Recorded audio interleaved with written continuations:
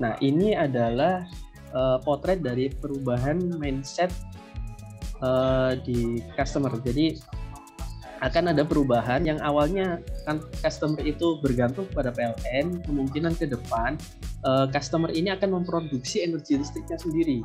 Terus kemudian dia juga bisa menyimpan di dalam sebuah storage untuk energinya tersebut dan digunakan untuk kebutuhan sehari-hari.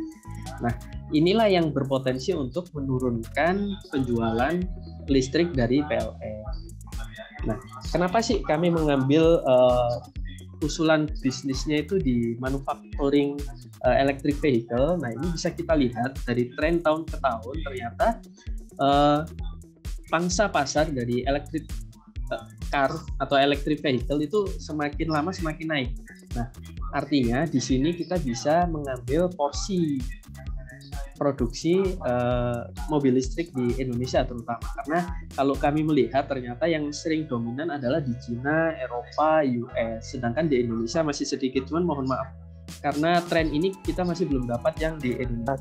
Nah, di sisi cost-nya, di sisi ekonominya tadi tentang cost, saya mungkin bisa sedikit merekomendasikan bacaan di kolom chat. Jadi ada 5 performance objective yang mungkin bisa Bapak Ibu address di sana. Apakah nanti dari sisi cost-nya seperti apa, quality, dependability, flexibility, dan sebagainya. Jadi kalau saya bayangin Pro Evolution Soccer gitu, kalau main bola gitu kan ada 5 bintang, nah itu nanti akan dominan kemana? Apakah dominan menyasar cost, ingin efisien atau ingin ekonomis di sana, atau mungkin ada flexibility tertentu yang ingin ditawarkan dari konsep ini atau proyek ini dan seterusnya.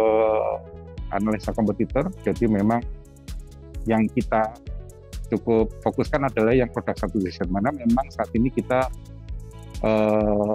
walaupun skalanya medium, tapi bisnis seperti ini itu adalah bisnis yang perseptif banget ya. Jadi ketika suatu klien atau satu klien aja gitu ya yang merasa tidak puas, atau satu klien saja yang merasa kita tidak cukup membantu, itu bisa menjadi word of mouth-nya cukup significantly berdampak gitu ya kepada industri seperti ini gitu ya. Advantage-nya yang pertama yaitu integrated solution. Jadi PLNSC saat ini sudah mempunyai jasa spare part pembangkit, sehingga bisa dibundling dengan layanan itu, serta juga dengan adanya keunggulan warehouse sementara melalui pembangkit-pembangkit PJB yang berada di berbagai lokasi di Indonesia yang bisa dimanfaatkan sebagai warehouse sementara dalam distribusinya nanti.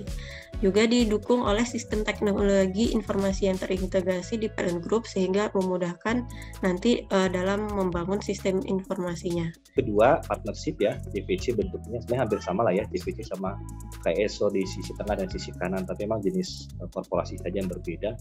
Intinya adalah dengan adanya partnership, baik JVC maupun KSO, kita bisa berbagi investasi sehingga nanti revenue-nya mungkin akan lebih kecil tapi risikonya sudah bisa berbagi.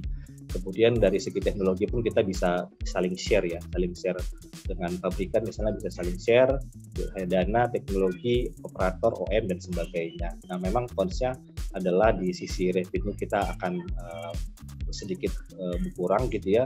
Kemudian dari segi partner, kita cari partner yang kredibel, kalau nggak kita akan mempengaruhi kepada citra.